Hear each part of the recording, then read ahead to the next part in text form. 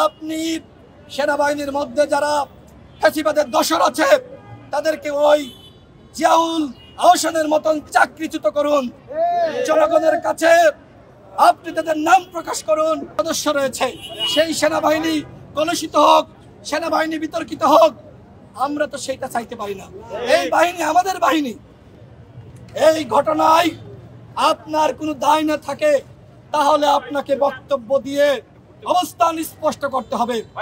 অন্যথায় যদি আপনি চুপ থাকেন, আমরা ধরে নিব গণ অধিকার পরিষদের সভাপতি নুরুল হক নূর সহ আমাদেরকে যে রক্তাক্ত করা হয়েছে এই ঘটনার সাথে আপনিও জড়িত। আমরা স্বরাষ্ট্র উপদেষ্টার পদত্যাগ দাবি করছি। যদি ন্যূনতম লজ্জা থাকে আপনি আজকেই জনগণের কাছে ক্ষমা চেয়ে পদত্যাগ করবেন। আর যদি নির্লজ্জ হন, ব্যয় হন, তাহলে আমাদের কিছু বলার নাই। যে সকল সেনাবাহিনীর সদস্যরা ছিল তাদেরকে আমরা শ্রদ্ধা জানিয়েছি, তাদেরকে আমরা সম্মান জানিয়েছি, তাদের বিরুদ্ধে আমাদের কোনো বক্তব্য নাই। কিন্তু গতকাল সেনাবাহিনীর যে সকল দুর্বৃত্তরা গণ অধিকার পরিষদের কার্যালয়ের সামনে এসে আমাদের সাংবাদিক সম্মেলনে হামলা চালিয়েছে, কার্যালয়ের ভিতরে ঢুকে যারা হামলা চালিয়েছে এদেরকে অবশ্যই শাস্তির আওতায় আনতে হবে। স্বরাষ্ট্র উপদেষ্টা, আপনার কাজটা কি? আপনি কি করেন? আপনিও তো সেনাবাহিনীতে ছিলেন। আপনার কোনো দায় আছে কিনা, আপনার কোনো নির্দেশনা আছে কিনা সেটি আমরা জানতে চাই। যদি এই ঘটনায় আপনার কোনো দায় না থাকে তাহলে আপনাকে বক্তব্য দিয়ে অবস্থান স্পষ্ট করতে হবে।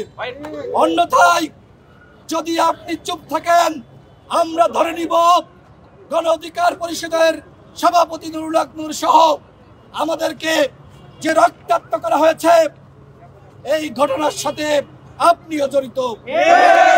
আমরা মনে করি তার দায় থাকুক আর না থাকুক, স্বরাষ্ট্র উপদেষ্টা আপনি বাংলাদেশের আইন শৃঙ্খলা পরিস্থিতি কোনোভাবেই নিয়ন্ত্রণ করতে পারছেন না। সুতরাং গতকালের ঘটনার পর থেকে আপনি আর এই পদে কোনোভাবেই থাকতে পারেন না।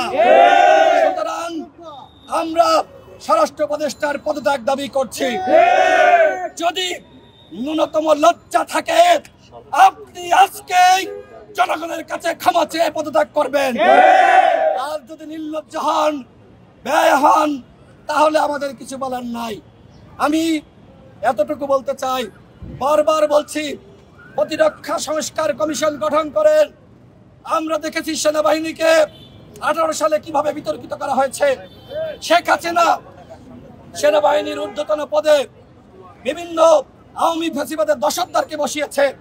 সুতরাং তাদেরকে সেনাবাহিনীতে রেখে কোনোভাবেই এই সেনাবাহিনীকে দেশের জনগণের পক্ষে কাজ করানো যাবে না।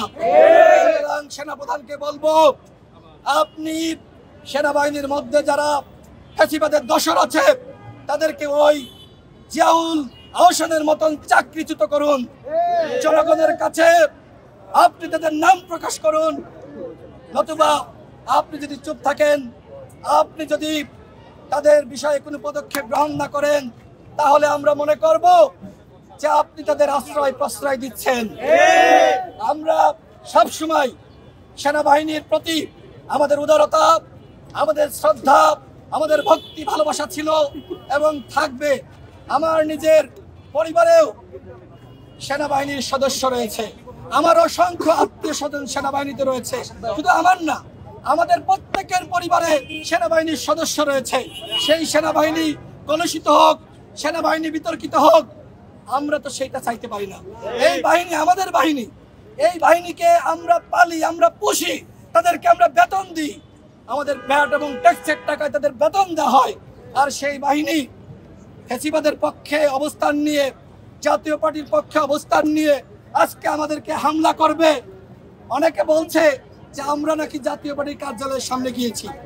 চ্যালেঞ্জ করে বলতে পারি, নুরুল হক নূর, রাশেদ খান এবং আমাদের শীর্ষ নেতৃবৃন্দরা কেউ জাতীয় পার্টির কার্যালয়ের সামনে যায় নাই।